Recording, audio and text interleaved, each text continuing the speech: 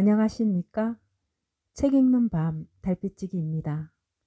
오늘도 여러분의 구독과 좋아요에 힘입어 보카치오의 데카메론 낭독을 이어나가겠습니다. 세 번째 이야기. 필로스트라토의 이야기에 부인들은 탄성을 질렀습니다. 주인공의 깊은 신앙에 감탄하며 구원의 하느님과 성 줄리아노를 찬양하고 감사의 기도를 올렸습니다. 여왕의 명령이 내려지자 팜피네아가 기꺼이 이야기를 시작했습니다.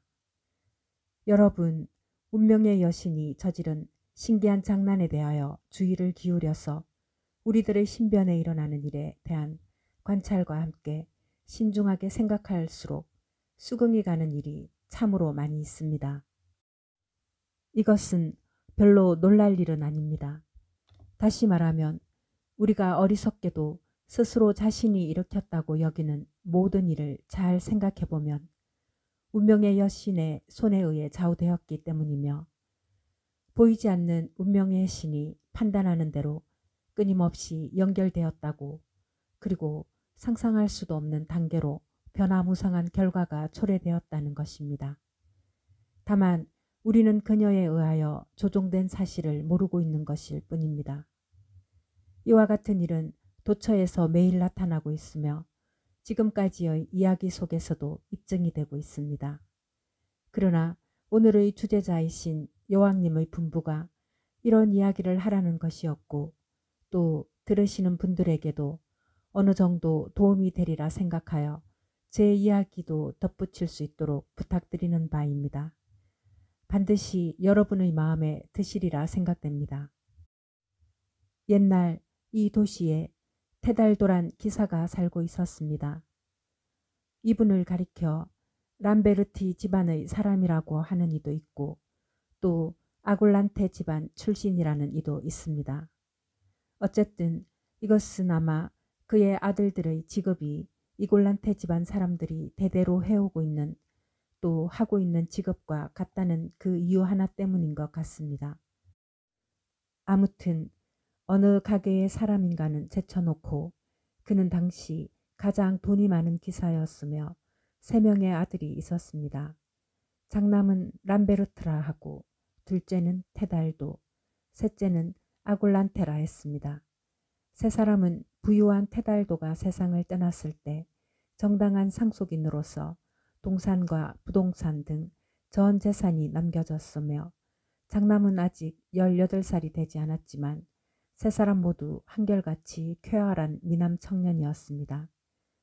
그러자 세 아들은 자기들이 돈도 있고 토지도 있는 큰 부자가 된 것을 알았습니다. 세 사람은 얼씨구나 하여 노는 일만 생각하고 많은 하인을 부리면서 많은 값비싼 말과 개와 매를 기르게 하고, 누구에게나 겸손하려 하지 않고 돈을 물쓰듯 낭비하기 시작했습니다. 그리고 매일같이 손님을 청하여 호화스러운 연애를 벌이며 분에 넘치는 선물을 하기도 하고, 마상, 창 시합을 하는가 하면 노름에 빠지기도 하고 여색을 탐하기도 하는 등 제 마음대로였습니다. 머지않아 아버지가 남겨준 유산도 눈에 띄게 사라지고 그런 생활을 계속할 수 없게 되었습니다. 그들의 수입으로는 이런 터무니없는 낭비를 감당할 수가 없었으므로 나중에는 토지를 팔거나 저당 잡히기 시작했습니다. 그리고 오늘은 이곳, 내일은 저곳을 팔다 보니 재산도 바닥이 드러나고 말았습니다. 엄청난 재산이 있을 때는 보이지 않던 눈이 가난해져서야 띄게 되었던 것입니다. 그리하여 람베르토는 어느 날 두 동생을 불렀습니다. 아버지께서 우리에게 상속한 재산이 엄청 막대한 것이었음에도 우리가 물쓰듯 낭비하였기 때문에 모두 없어지고 마침내 가난해졌으니 이제 남은 최상의 방법은 더 이상 가난해지기 전에 아직 남아있는 약간의 재산이라도 처분하여 이 도시를 떠나는 것이라고 말하고, 세 사람은 그렇게 하기로 했습니다. 그들은 누구에게 특별히 인사를 드릴 것도 없고 화려한 작별 인사도 하지 않고 조용히 피렌체를 출발하여 곧바로 영국으로 갔습니다. 그리고 런던에서 자그마한 집을 한 채 장만하여 생활비를 극도로 절약하여 거칠게 돈놀이를 시작했습니다. 그러는 사이 다시 운이 들어와 불과 몇 년 동안 막대한 돈을 모을 수가 있었습니다. 세 사람은 차례로 피렌체에 되돌아와 팔았던 땅의 대부분을 다시 사들이고 다른 토지까지도 사들여 각각 아내를 맞았습니다. 한편으로는 알렉산드로라는 조카뻘의 젊은이를 영국에 파견하여 그 고리대금을 계속하고 있었습니다.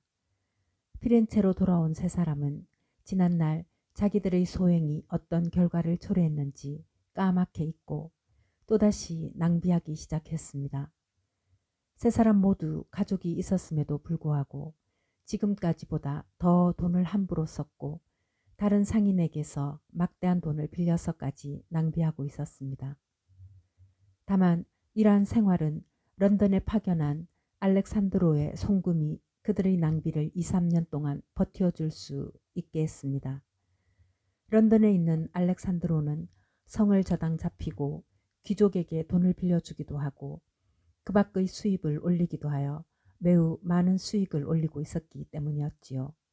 한편 세 형제는 여전히 낭비를 계속하며 돈이 궁해지면 빚지기를 거듭하고 영국에 있는 조카의 송금에 희망을 거는 상태였습니다.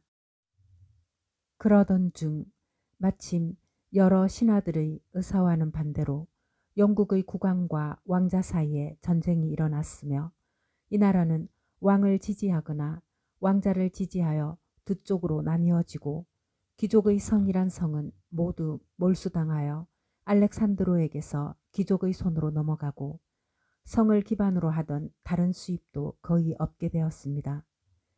알렉산드로는 매일같이 왕과 왕자 사이에 평화가 되돌아올 것을 손꼽아 기다렸습니다. 평화가 되돌아오면 마침내 예전의 것이 모두 자기에게 다시 돌아오고 원금과 이자도 함께 되돌아오리라 생각하여 영국을 떠나려 하지 않았습니다.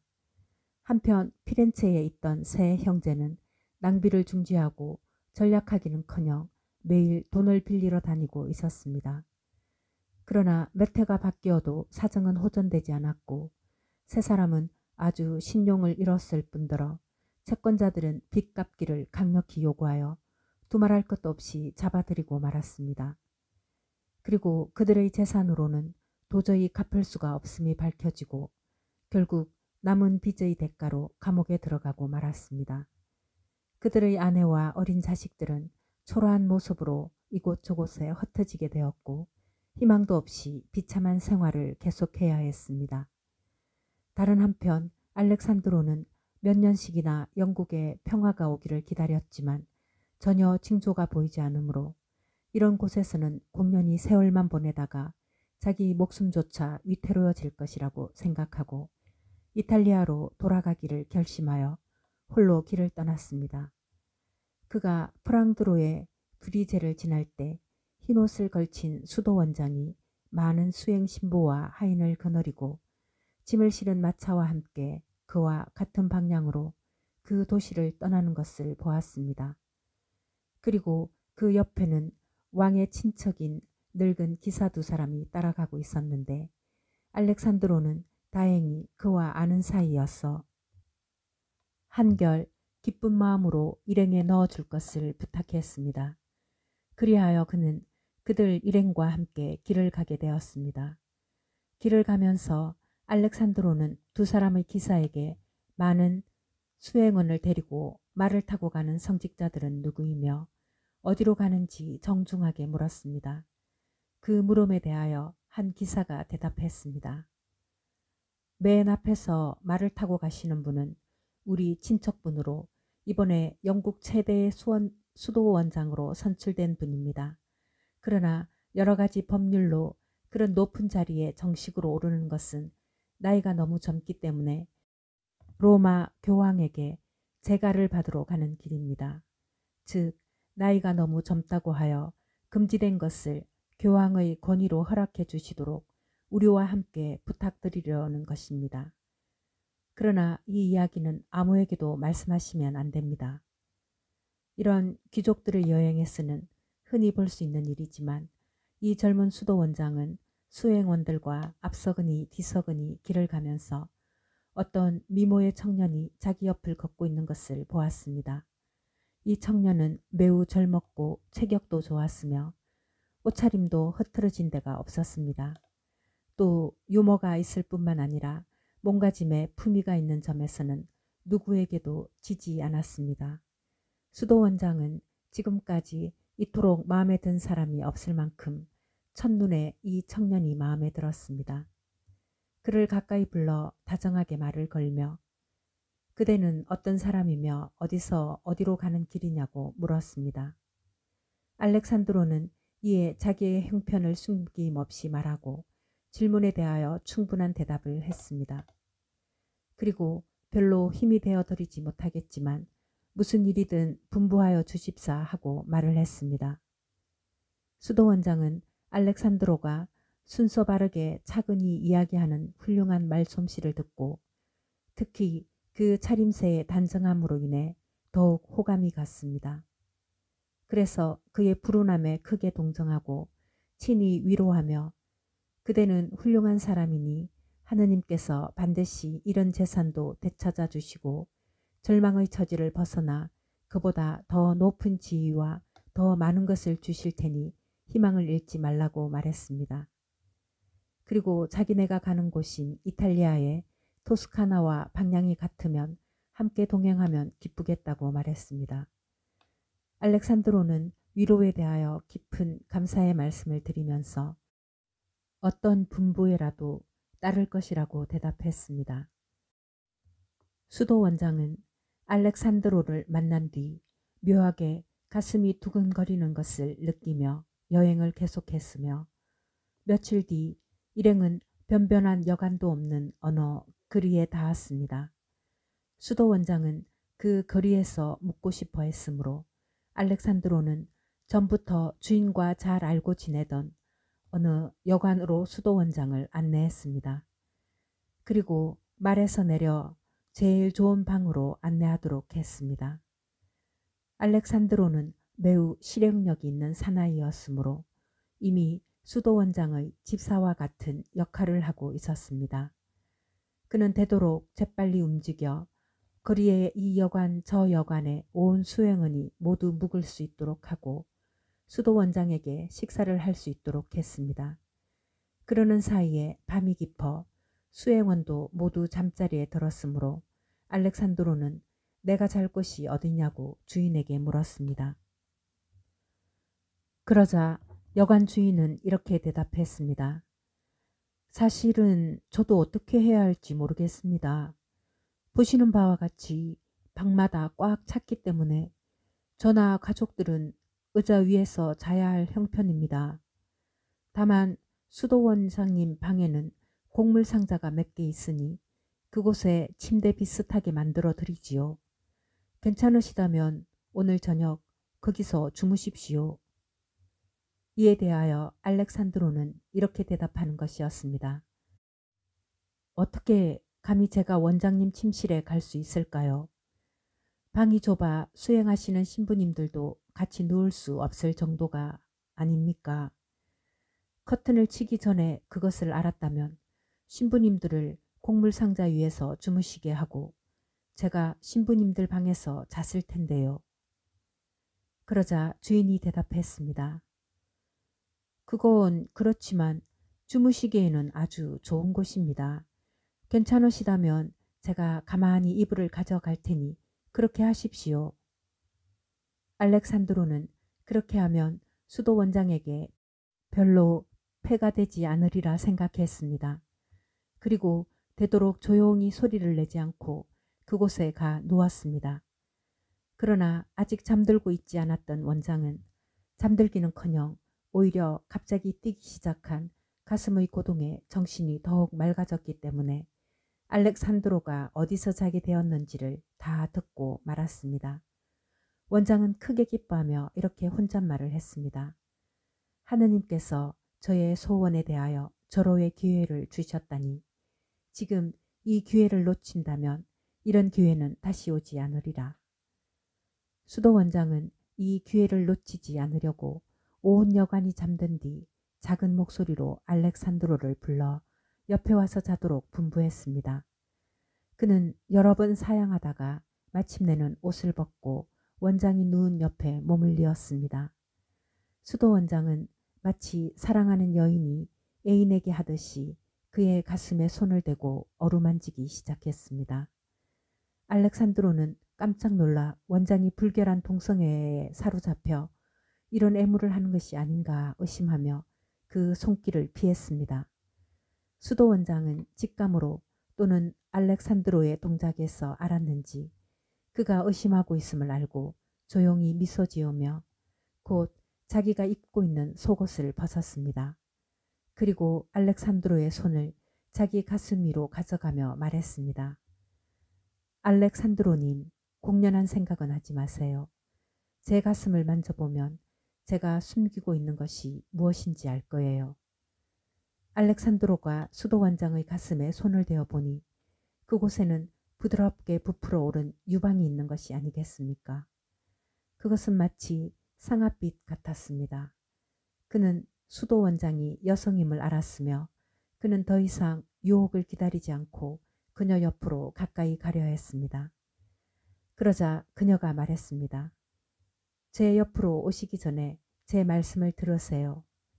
이제 아셨겠지만 저는 남자가 아니고 여자입니다. 저는 미혼의 여성으로서 집을 떠나 교황에게 결혼의 상대를 골라주십사 하고 가는 길입니다. 그런데 당신을 만나고 나서 그것이 당신에게 행복한 일인지 저에게 불행한 일인지 알 수 없습니다만 어떤 남성에게도 느껴보지 못한 사랑을 느꼈습니다. 그래서 저는 다른 남성이 나타나기 전에 당신을 남편으로 정하려고 마음먹었습니다. 만일 당신이 저를 아내로 맡기 싫으시면 곧 제 옆을 떠나 당신의 침대로 돌아가 주십시오.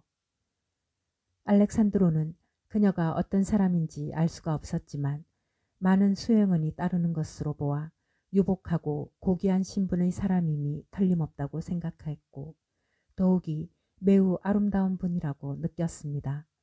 그는 길게 생각할 것도 없이 당신만 좋으시다면 저로서도 기쁘게 생각한다고 대답했습니다. 그러자 그녀는 침대 위에 일어나 앉더니 성화가 그려져 있는 작은 액자 앞에서 그의 손가락에 반지를 끼워주며 결혼 서약을 했습니다. 그리고 두 사람은 꼭 껴안고 그 밤의 시간이 허락하는 한 서로 사랑의 기쁨을 나누었습니다. 날이 밝자 두 사람은 이제부터의 일을 서로 의논한 다음 아무도 모르게 알렉산드로는 그 방을 나왔습니다. 그로부터 그는 한없는 기쁨 속에 수도 원장과 수행원들과 더불어 여행을 계속하여 숱한 날을 거듭한 뒤 로마에 이르렀습니다. 로마에 잠시 머무른 뒤 수도 원장은 두 사람의 기사와 알렉산드로만을 데리고 교황청으로 교황을 아련하려 갔습니다. 수도 원장은 공손한 인사를 드리고 나서 이렇게 이야기를 꺼냈습니다. 교황님께서는 절 알고 계시리라 믿습니다. 누구나 순결을 제일로 삼고 행복하게 살아가려는 자는 그 반대 방향으로 자기를 이끌어가는 모든 원인으로부터 빠져나가야 한다고 생각합니다. 저는 순결하게 살고 싶었으므로 이렇게 남자 복장을 하고 아버지인 영국왕의 대부분의 재산을 가지고 몰래 빠져나올 수가 있었습니다. 아버지는 이렇게 젊은 저더러 스코틀랜드의 늙은 왕에게 시집가라고 권했던 것입니다. 그래서 교황님의 성덕에 힘입어 결혼의 상대를 정해 주십사고 먼 길을 찾아뵙게 된 것입니다. 제가 빠져나온 것은 스코틀랜드 왕이 나이를 먹었기 때문만은 아닙니다. 설사 제가 그분의 왕비가 되더라도 젊은 혈기에 못 이겨 왕가인 아버지의 혈통이 지니고 있는 명예를 더럽히게 되지는 않을까 두려웠기 때문입니다. 이렇게 생각하고 있을 때 각자에게 알맞는 것을 잘 알고 있는 하느님께서는 그 자비를 베풀어 제 마음에 드는 사람을 제 앞에 지아비로 보내주셨습니다. 그가 이 청년입니다. 그녀는 알렉산드로를 가리키고 나서 다시 이야기를 계속했습니다. 이분은 혈통의 고귀함에 있어서 왕가만큼 훌륭하지는 못합니다. 그러나 보시는 바와 같이 그 행동이며 높은 인격이 어떤 고귀한 분들에게도 뒤지지 않습니다. 따라서 저는 이분을 선택하여 지아비로 삼고 싶습니다. 아버님이나 다른 분들의 마음에 들지 않는다 해도 저는 이분 외에는 누구와도 절대 결혼을 하지 않겠습니다. 이렇게 되어 제가 길을 떠나온 첫째 이유는 없어지고 말았습니다. 그래도 제가 이 여행을 끝까지 하려고 한 것은 이 도시에 있는 수많은 성자와 명소를 순례하고 교황님께 경의를 표하기 위해서입니다. 또 알렉산드로와 제가 단둘이 결혼을 서약했기 때문에 그 사실을 하느님께 알리려고 했습니다. 그러니 하느님께서 정해주시고 제 마음에도 든 결혼을 교황님도 기뻐해 주시고 축복을 내려 주시도록 진심으로 부탁드립니다. 그렇게 되면 교황님께서 대리하시는 하느님의 기뻐하시는 바가 되어 저희 두 사람은 하느님과 교황님을 찬송하면서 일생을 보내게 될 것입니다. 알렉산드로는 자기 아내가 영국왕의 딸임을 알고 놀랐지만 마음은 기쁨으로 터질 것 같았습니다.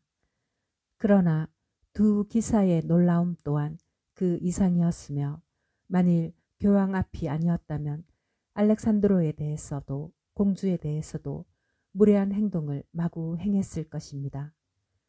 한편 교황은 공주의 행색과 그녀가 선택한 일에 크게 놀랐지만 이미 돌이킬 수 없는 문제임을 알고 그녀의 소원을 들어주기로 작정했습니다.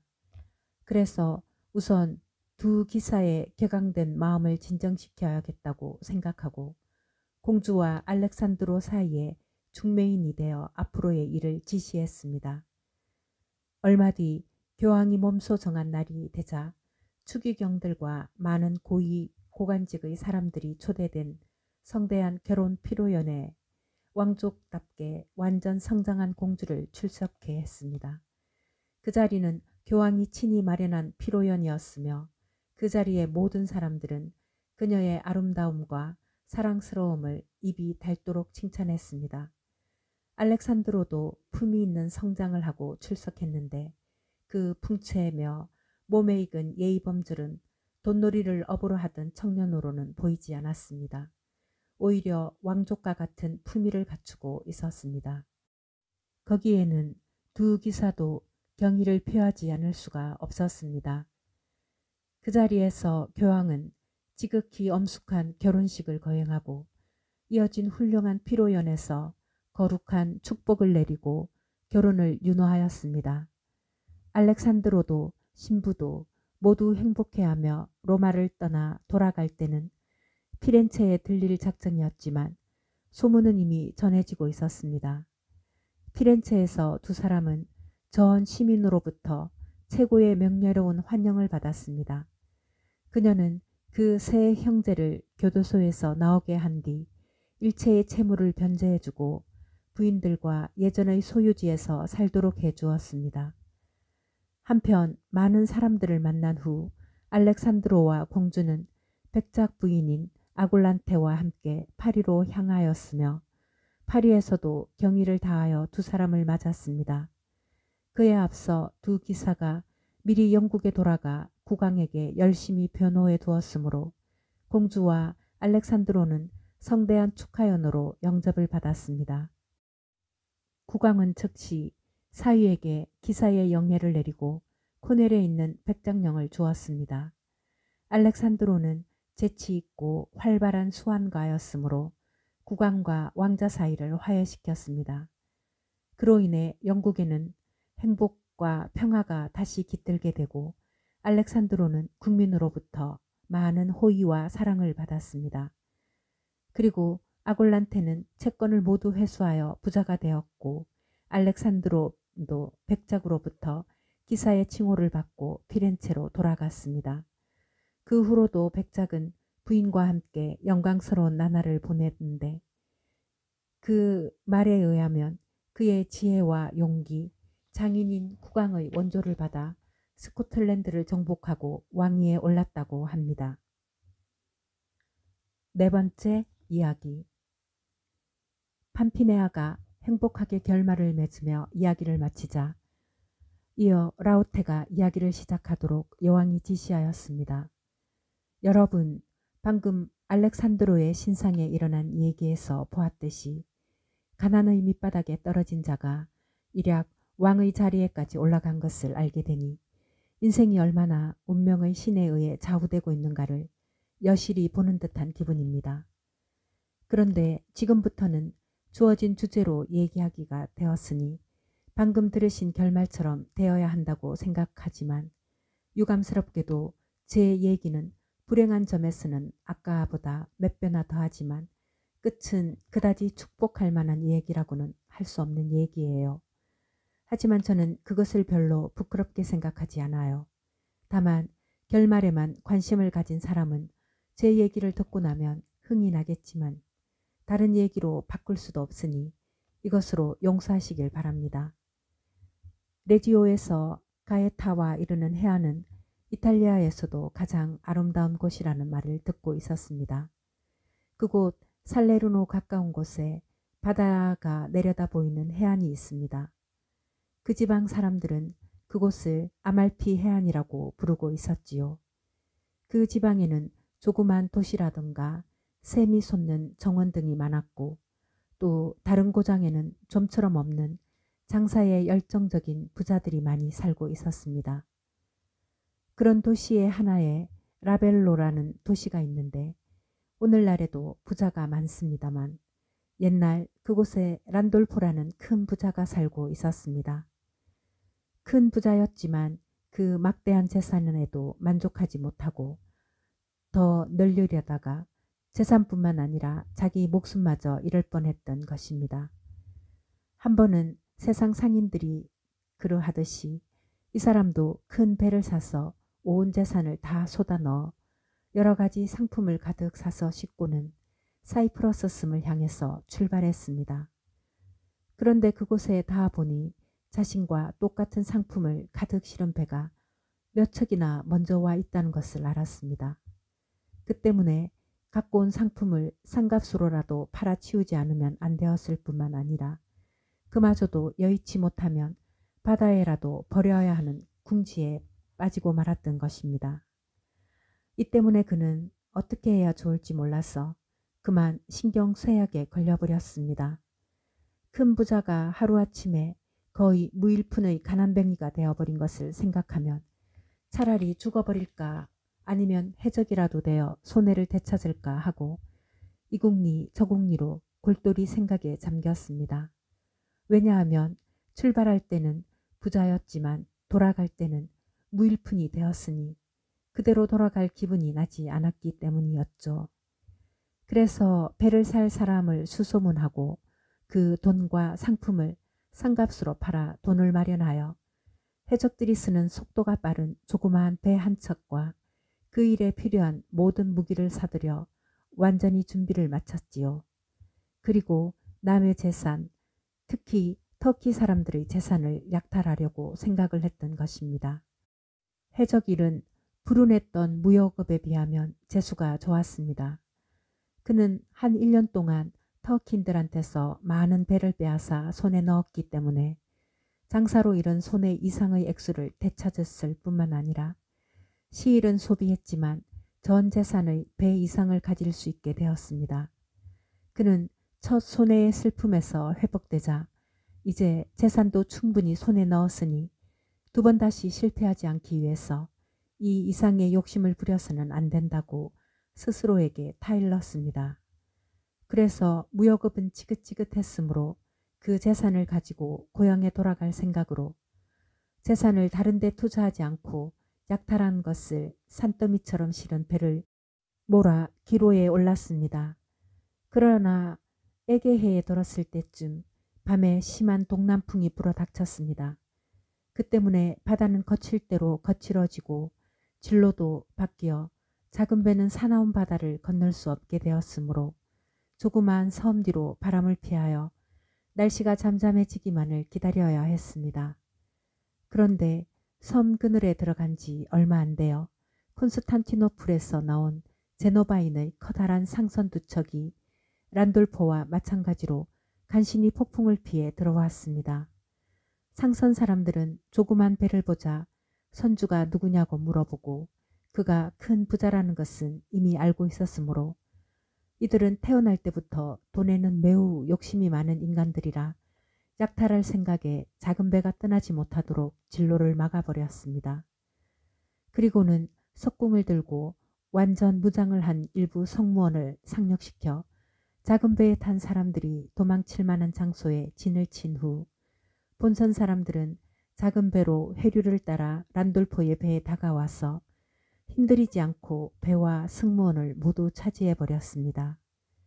그리고 짐을 다 옮겨 실은 다음 그 작은 배는 가라앉혀 버리고 란돌프는 자기들 배 한 척으로 옮겨 낡은 조끼 차림을 한 포로로 만들어 버렸습니다.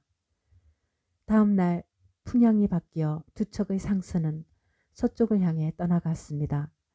그리고 그날은 순조롭게 향해를 계속할 수가 있었는데 저녁 때쯤 되자 폭풍이 불기 시작하고 파도가 높아져서 두 척의 배는 그만 따로따로 떨어지고 말았습니다. 그리고 이 바람 때문에 가엾은 란돌포가 탄 배는 치팔로니아 섬의 암벽에 부딪혀 마치 바위에 부딪힌 유리처럼 산산조각 나 버리고 말았습니다.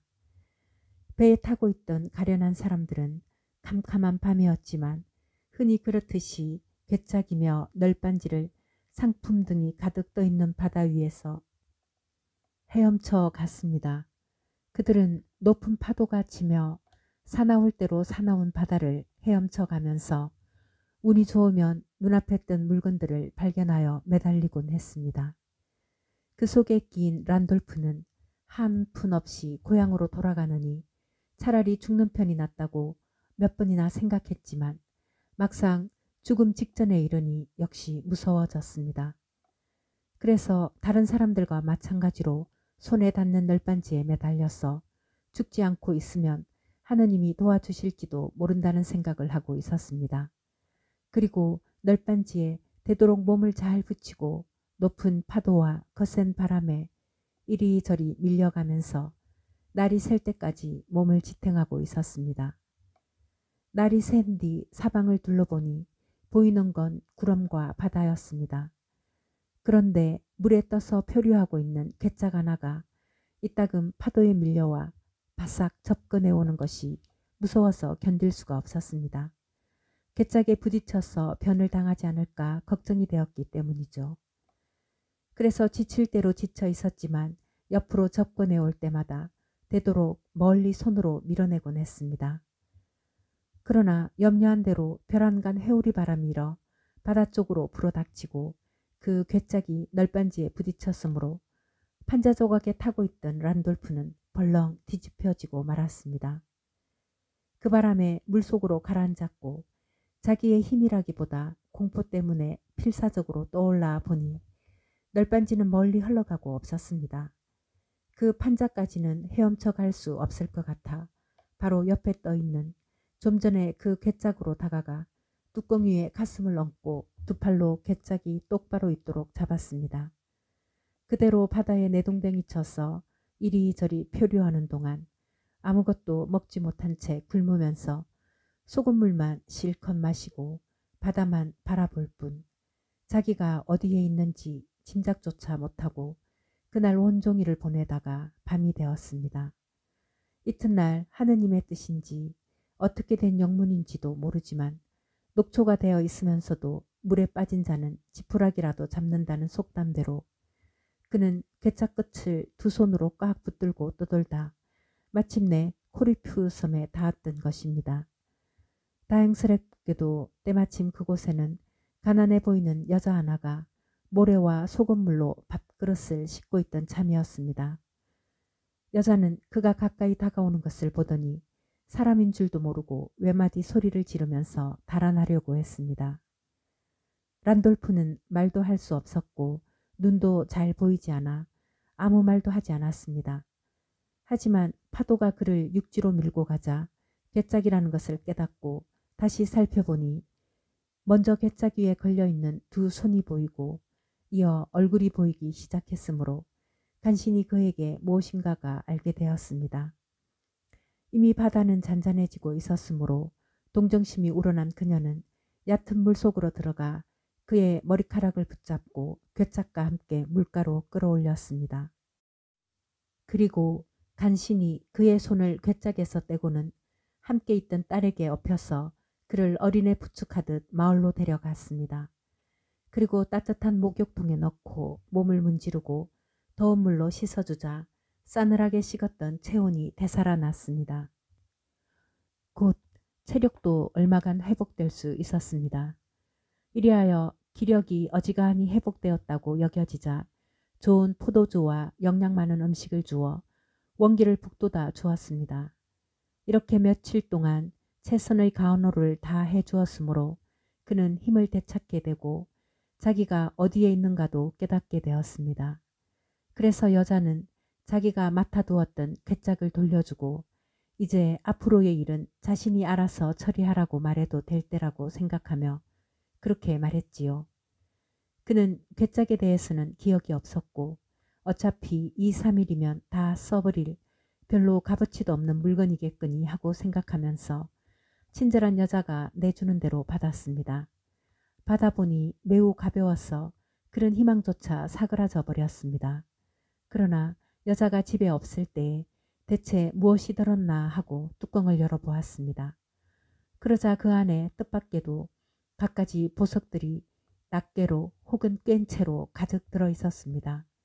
그는 보석에 다소 지식이 있었으므로 매우 큰 값어치가 된다는 것을 알고 신은 아직 자기를 버리지 않았구나 하고 하느님께 감사하면서 날듯이 기뻐했습니다. 하지만 그는 짧은 기간에 2번이나 아군을 겪었기 때문에 세 번째를 걱정하여 이 보석을 집에 가지고 갈 수 있더라도 무척 조심해야겠구나 하고 생각했습니다. 그래서 몇 장의 누더기로 되도록 잘 싸고 괴짝은 필요 없다고 여자에게 주었습니다. 그 대신 가능하면 자루를 하나 달라고 부탁했습니다. 친절한 여자는 얼마든지 드리지요 하고 자루를 하나 내주었습니다.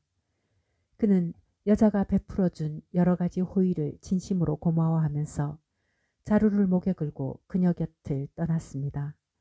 그리고 조그만 배를 타고 브린디지에 도착하여 거기서부터는 해안을 따라 트라니까지 갔습니다. 그리하여 그곳에서 의복상을 하는 제노바 사람을 만났습니다. 그가 그 괴짝 이야기를 하고 다른 것은 되도록 상세하게 자기가 겪은 일을 이야기해 주자 제노바 사람은 고맙게도 옷을 한 벌 내주었습니다. 게다가 말과 종자까지 빌려주어 어떻게든 돌아가고 싶어하던 라벨로까지 보내주었습니다. 여기까지 오면 이제 안심이라 하고 생각하고 자기를 무사히 돌아오게 해주신 하느님께 감사하면서 자루를 열었습니다. 그리고 아직 잘 살펴보지 못했던 보석 전부를 다시 면밀히 조사해 보니 적당한 값으로 팔면 아니 그 이하로 팔더라도 출발할 때에 고비나 되는 부자가 될 만큼은 많은 값비싼 보석들이라는 것을 알았습니다. 그래서 보석을 잘 팔아 자기를 바다에서 건져준 친절한 여자에게 돌봐준 사례로 상당한 돈을 크루프에 보내고 마찬가지로 자기에게 옷을 준 트라니의 상인에게도 사례금을 보내주었습니다. 그리고 이제 장사할 생각은 없었으므로 남은 돈으로 여생을 안락하게 보냈다는 이야기입니다.